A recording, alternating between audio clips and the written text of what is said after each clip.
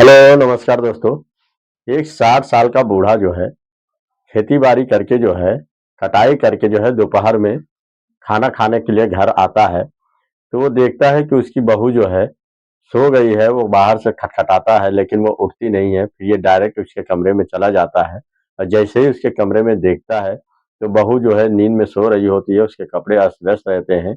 वो आधे आधे उसके कपड़े पर से शरीर पर से कपड़ा उतरा हुआ होता है, आधे नग्न अवस्था में रहती है।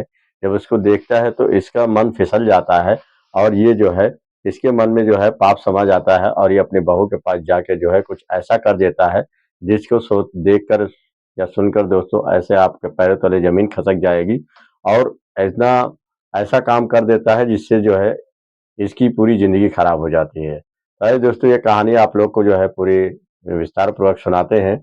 कहानी आप लोग को अच्छी लगे तो लाइक, शेयर, कमेंट ज़रूर करिएगा और कहानी में लास्ट तक बने रहिएगा, तभी आप लोग को जो है इस कहानी में पूरे समझ में आएगा और एक बहुत बड़ी सीख मिलने वाली हो, क्योंकि जो है ज़्यादातर लोग बाहर कमाने के लिए जाते हैं और अपनी पत्नी को घर छोड़ जाते हैं। उन्हीं के ऊपर ये कहानी बनी हुई है और बिल्कुल सच्ची घटना पे आधारित है कहानी। और ये दोस्तों कहानी मध्य प्रदेश की है। वहाँ पे एक जंगा प्रसाद जो रहते हैं, वो एक किसान होते हैं और वो और उनके बेटे होते हैं। उनकी पत्नी कुछ साल पहले खत्म हो गई होती हैं और ये लड़के के साथ ही रहते हैं। तो इनके लड़के का नाम राहुल होता है, उसकी उम्र 26 साल होती है। तो अपने बेटे से कहते हैं कि देखो बेटे, ऐसा है कि तुम्हारी शादी करवा दी जाए, और क्योंकि जो है शादी अगर तुम्हारी हो जाए, क्योंकि उम्र हो रही है और शादी हो जाए तो ज़्यादा अच्छा रहेगा। तो इस पे लड़का कहता है कि देखिए पिताजी, शादी करने की उम्र तो हो गई है, लेकिन काम-धाम आप जानते हैं कि उतना चलता नहीं है यहाँ, काम-धाम भी नहीं चल रहा है। तो हमें जो है पहले काम-धाम कर लेना चाहिए। इस बात पे वो सोचने पे मजबूर हो जाते हैं कि जो है काम-धाम बाद में कर लेना, और हम लोग के पास खेती इतनी ज़्यादा है कि सबसे बड़ी चीज़ है खेती में काम करने के लिए हमें और भी वैसे भी मज़दूर चाहिए, तो हम लोग काम करवाएँगे। तो शादी कर लो बेटे, कोई दिक्कत नहीं है। तो ये इधर-उधर बात चलाते हैं शादी की उससे, और शादी जो है एक लड़की मिल जाती है जिसका नाम जो है जिसका नाम जो है सविता होता है, और वो सविता जो है बहुत देखने में खूबसूरत होती है। उसके नाक नक्श इतने बढ़िया होते हैं कि जो भी उसको देखता है, देखता ही रह जाता है। वो बहुत ही खूबसूरत होती है। तो राहुल जब सविता को देखता है तो बहुत ही खुश हो जाता है, और उसके बाद सविता देखती है तो ये भी बड़ी खुश हो जाती है कि मेरे पति जैसा होना चाहिए वैसा मेरा पति है। फिर ये दोनों की शादी मुकर्रर कर देते हैं और दोनों की शादी जो है करवा देते हैं, और शादी करके ये जब अपने घर पे मायके में अपने ससुराल में आती है तो बहुत ही खुश हो जाती है, क्योंकि ये जब देखती है कहती है वैसे भी बनाने वाला, खाना बनाने वाला और सब कुछ देख रेख करने वाला सब मेरे हाथ में है। और इसके ससुर भी बहुत ही खुश हो जाते हैं कि क्योंकि जो है इनको भी देख रेख करने के लिए खाना बनाने वाले कोई चाहिए थी, क्योंकि ये दोनों अपने हाथ से ही खाना बनाया करते थे और ज्यादातर लड़का राहुल ही बनाया करता था। तो वो भी खुश होता है कि चलो इसी बहाने अब मुझे खाना नहीं बनाना पड़ेगा और मैं जो है अपनी औरत से ही खाना बनवाऊंगा और खाऊंगा। अब मुझे वाकई दिन बहुत ही अच्छे हो गए। तो इस पे जो है वो क्या करते हैं कि अपनी पत्नी से कहते हैं, देखो सविता, तुम खाना अब बहुत ही बढ़िया बनाना, और मेरे पापा और हम लोग 2 ही लोग हैं और 3 लोग अब हुए हैं, तो खाना अच्छे से बनाना जिससे मज़ा आ जाए खाने में। तो सविता तो खाना अच्छे से बनाना जानती ही थी, बढ़िया से खाना बनाती है, सब कुछ जो है बड़े खुशी-खुशी रहते हैं। 3-4 महीना, 6 महीने का समय बीत जाता है इसी तरीके से इन लोगों में। फिर एक दिन जो है जंगा प्रसाद कहते हैं कि देख बेटा, कुछ खेती में उतना मज़ा आ नहीं रहा है, क्योंकि जो है खेती में बोने के लिए काफ़ी पैसा धन लगता है। अब की बार खेती ठीक से हुई नहीं है। तो ऐसा कर कि कुछ कमाने का कुछ इंतजाम कर, चाहे यहाँ दुकान कर ले और चाहे कुछ बाहर कमाने के लिए चले जा, क्योंकि जो है कुछ पैसा की व्यवस्था करेगा तभी हम लोग इसमें जो है बीज डाल पाएंगे और तभी खेती अच्छी से लहलहाएगी। तो इस बात पे वो सोचने पे मजबूर हो जाता है राहुल, और कहता है बात तो पिताजी आप सही कह रहे हैं। मैं भी यहाँ तो कुछ दुकान उकान चलेगी नहीं, क्योंकि नया काम होगा, इतनी जल्दी चलेगी नहीं, बहुत ही ज्यादा धक्का मुक्की होगी। इससे अच्छा जो है मैं बाहर ही कमाने चला जाता हूँ। लेकिन बाहर कमाने जाने के बाद से जैसे ही सविता सुनती है तो रोने लगती है। तो वो चुप कराता है, कहता है कि क्यों रो रही हो? तो कहती है कि अभी तो हमारी नई-नई शादी हुई है और अब बताइए मैं किसके सहारे जीऊँगी, किसके सहारे रहूँगी? आए बताइए, अब तो मुझे बहुत परेशानी हो रही है, आप मत जाइए, यहीं पे काम करिए।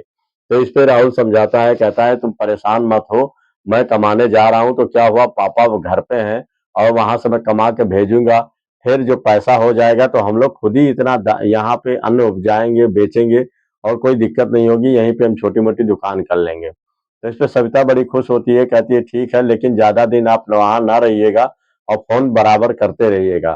तो इस पे राहुल कहता है ठीक है, मुझे कोई दिक्कत नहीं है। फिर ये अपना कपड़ा पैक करता है और जो है शहर की ओर रवाना हो जाता है और वो दिल्ली चला जाता है। जब दिल्ली वहां चला जाता है तो वहां फैक्ट्री में एक काम करने लगता है और ये फिर वहीं पे जाके जो है अपनी बीवी से भी हाल चाल लिया करता था, आए दिन 3 4 दिन 6 दिन पे। और ये बेचारी उदास रहने लगती है, इसको समझ में नहीं आता है कि अब मैं क्या करूं, क्योंकि मेरा पति अब चला गया है परदेश, अब मैं अकेले जो है यहाँ पे जो है परेशान रहूंगी और अब दिन कैसे कटेगा, कैसे क्या होगा और रातें कैसे कटेगी। तो वो यही सोच रही होती है, तो अपने पिताजी से कहती है, मतलब अपने ससुर से कहती है कि ससुर जी कुछ ऐसा करिए कि जो मेरे जो राहुल है उनको बुलवा लीजिए, क्योंकि समय 5 6 महीने का हो गया। तो वो कहते हैं हाँ ठीक है बेटी, मैं देखता हूँ, वो कुछ कमाई धमाई वैसे किया है, कुछ तो भेज ही रहा है और उसका काम धाम कैसा चल रहा है, अगर वैसा वहां काम धाम ना चल रहा हो तो चला है यहाँ पे। तो अभी वो सोच ही रहा होता है, तो एक दिन कहता है अपने बेटे से कि देख बेटे, तेरी जो बीवी है तुझे बहुत याद करती है, तेरे बारे में सोचा करती है और वो कह रही थी कि अगर काम वहां ना चल रहा हो तो तुम चले आओ। तो नहीं पिताजी, काम तो यहाँ बहुत अच्छा चल रहा है, कुछ कमा लूं तभी आऊं। तो वो कहते हैं कि देख बहू, वो आने के लिए तो मैं उससे बोला हूँ, लेकिन आने के लिए अभी वो कह नहीं रहा है, तो कुछ समय निकाल के जो है तू भी बात कर लेना, आने के लिए क्या कहता है। तो वो वैसे भी 2 दिन 3 दिन नहीं बीतते थे, वो आए दिन फोन किया करती थी। तो कहती है क्या बात है, तुमको आने का मन नहीं कर रहा है क्या, जब देखो तब तुम केवल वहीं की बात करते हो। तो कहते काम यहाँ बहुत ही अच्छा है और यहाँ मेरा मन भी लग गया है और कमाई धमाई भी अच्छी है, तो मैं सोच रहा हूँ कि आता हूँ तो कुछ अच्छे से पैसा कमा लूं, क्योंकि जो है बार-बार थोड़ी आने-जाने का प्रोग्राम करूँगा। तो इससे वो कुछ बोलती नहीं है। तो ये कहते हैं बेटे ठीक है, कोई बात नहीं, वो आएगा, तुम परेशान मत हो। ये फिर क्या करते हैं, 2 मज़दूर को ढूँढते हैं और कहते हैं कि मेरे धान की कटाई करनी है और फिर मज़दूर तैयार हो जाते हैं धान की कटाई करने के लिए। तो वो कहते हैं ठीक है, मैं सुबह 8 बजे पहुँच जाऊँगा, वो 8 बजे खेती करने पहुँच जाते हैं और देखते हैं तो फिर बाद में 2 मज़दूर भी पहुँच जाते हैं। सब मिल के कटाई करते हैं, धान काफी काट लेते हैं।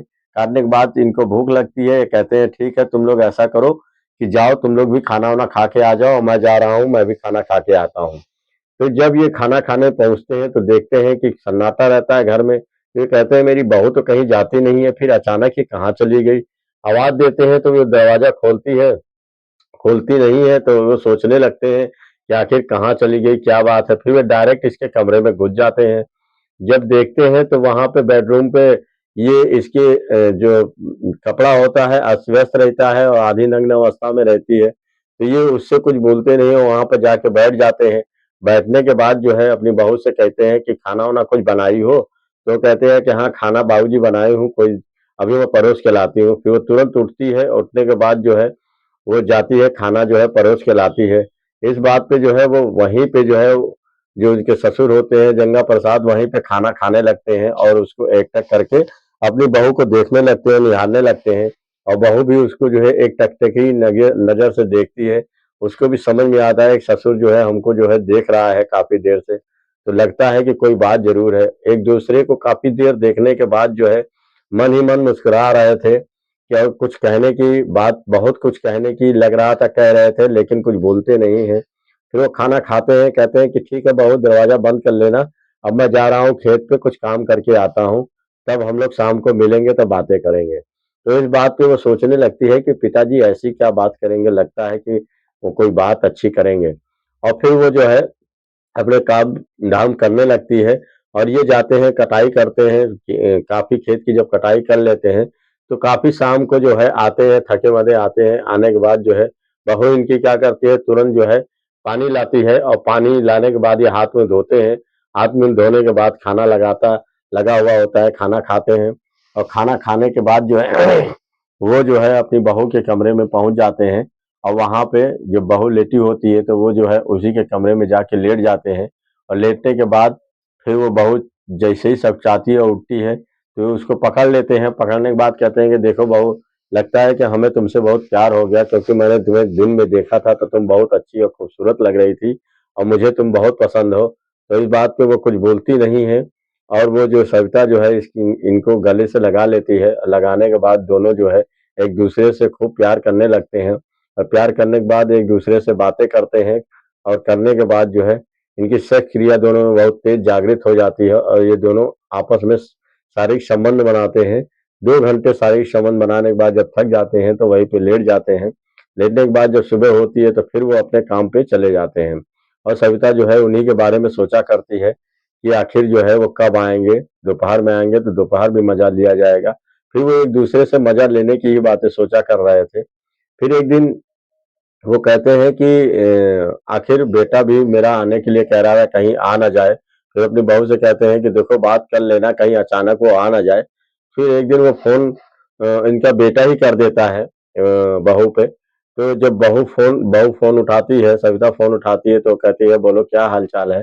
तो कहती है कि हाल-चाल तो ठीक ही है। कहती है कि आने के लिए कह रहे थे, अब क्या हुआ? तो कहते कुछ बोलती नहीं है, तो वो सोच में पड़ जाता है कि आखिर क्या माजरा है, ये कैसी बोल रही। तो कहती तुम थकी-थकी क्यों हो और बिल्कुल किस आवाज़ में बोल रही हो? कुछ बताओ क्या बात है? कोई परेशानी है, कोई दिक्कत है? तो कुछ बोलती नहीं, कहती आज मेरा मन नहीं है, ऐसा है कि अब कल जो है हम लोग देखेंगे, कल बात करेंगे। इस बात पे उनका लड़का जो है समझ जाता है, कोई बात में दाल में काला है, वो तुरंत अब गाड़ी पकड़ता है, आ जाता है घर और आने के बाद तुरंत जो है अपनी औरत से पूछता है कि आखिर क्या बात है, क्या माजरा है? तो कुछ बोलती नहीं है, बहुत ही ऐसे गले मिलती है जैसे लगती है कुछ नहीं जानती, कुछ नहीं है। फिर वो मिलने के बाद जो है रात में जब रात हो जाती है तो जब सोती है अपने पति के साथ तो अपनी ससुर के बारे में ही सोच रही थी कि मेरा ससुर का वाकई मोटा तगड़ा लंबा कितना मजा आ रहा था, इसके साथ तो नहीं मजा आ रहा है, क्योंकि उसमें और इसमें जमीन आसमान का अंतर है। फिर वो कुछ बोलती नहीं है, जब देखती है कि अब उसका पति सो जाता है, सो रहा है, तब ये धीरे से उठती है। उठने के बाद बगल के कमरे में अपने ससुर के कमरे में चली जाती है और जाने के बाद ससुर को उठा के जो है उनके साथ जो है सेक्स क्रिया चालू हो जाता है। तभी इसके पति की नींद खुलती है, तुरंत जो है उसका पति दूसरे कमरे में पहुंचता है और पहुंचने के बाद इधर-उधर देखता है तो देखता है कि ये ससुर के साथ जो है शारीरिक संबंध बना रही है। ये दोनों को एक साथ जो है आपत्तिजनक स्थिति में देख लेता है। देखने के बाद इसे बहुत गुस्सा आता है और ये बहुत तेज गुस्सा होता है अपनी पत्नी के ऊपर और कहता है कि तुमको बहुत मारूँगा और मारता भी है 2-3 थप्पड़। अपने बाप को भी कहता है, मुझे उम्मीद नहीं थी कि इतना बड़ा गलत काम आप करेंगे पिताजी। मैं बहुत ही शर्मनाक वाली बात है। इसमें इस बात पे वो कहता है, अरे बेटा मुझसे बहुत ब गलती हो गई, लेकिन कुछ बोलता नहीं है। इस बात पे ये गुस्सा हो जाता है और अपनी पत्नी को गाड़ी पे बैठाता है और ले जाके जो है अपने मायके ससुराल में छोड़ देता है। अपने ससुराल में जब छोड़ता है उसके मायके अपनी बहू के और कहता है कि अपनी बहू अपनी बेटी को रखो, मैं अब ये इसके साथ रहने वाला नहीं हूँ, मैं इसे तलाक दे दूंगा। इस बात पे जो है तुरंत छोड़कर जो है वहीं से बैठता है गाड़ी पे और चला जाता है दिल्ली कमाने के लिए। और दोस्तों फिर वहीं पे जो है इसका ससुर भी अकेला रह जाता है और फिर दोस्तों इसके बाद फिर वो सोचने लगते हैं घर में उसके कि आखिर ऐसा क्या बात है, क्या माजरा है, लेकिन कोई बात नहीं समझ पाता है कि आखिर मैटर क्या है। दोस्तों फिर यहीं पे कहानी समाप्त हो जाती है, क्योंकि आगे जो है क्या घटना होती है, कैसे होती है, आगे की घटना ये अभी उसमें है, पेंडिंग में है। अगर पता चली तो मैं आपको ज़रूर दूसरे पार्ट में शेयर करूँगा, ये कहानी सच्ची है। ये कहानी से दोस्तों किसी को ठेस पहुँचाना, दिल को ठेस पहुँचाना नहीं था, बाकी आपको सतर्क करना था कि ये दशा किसी के साथ भी हो सकता है। अगर आप लोग जो है किसी औरत को जो है अगर लाए हैं तो उसको जो है बहकने मत दीजिए, अपने साथ रखिए और इस तरीके की घटना किसी के साथ भी हो जाती है। नमस्कार दोस्तों, अगर कहानी अच्छी लगी तो लाइक, शेयर, कमेंट ज़रूर करिएगा और कहानी में लास्ट तक ज़रूर बने रहिएगा। तभी आप लोग को पूरी कहानी पता चलेगी और इससे बहुत बड़ी सीख आपको क्या मिली है, ये हमें ज़रूर कमेंट करके बताइएगा। नमस्कार दोस्तों, धन्यवाद।